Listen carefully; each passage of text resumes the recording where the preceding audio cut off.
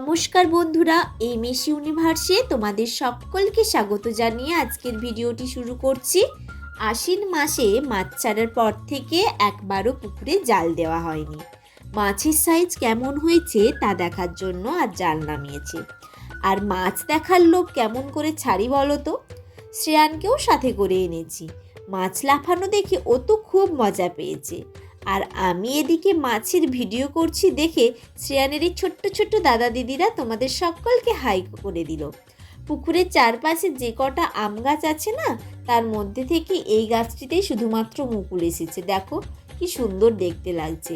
পেয়ারা গাছ থেকে অনেক খোঁজাখুঁজি করে একটা মাত্র পেয়ারা পেয়েছি, তাও ছেলে আমার হাত থেকে কেড়ে নিয়েছে। আমরা এখন যে জিনিসটাই হাতে নিই ওরও সেটাই চাই, এমনই বায়না ধরে মাঝে মাঝে। একটা মাত্র বেগুন গাছ থেকে এই শীতে অনেক বেগুন পেয়েছি। 3টে সিলভার কার্প আর একটা রুই নিয়ে বাড়ি চলে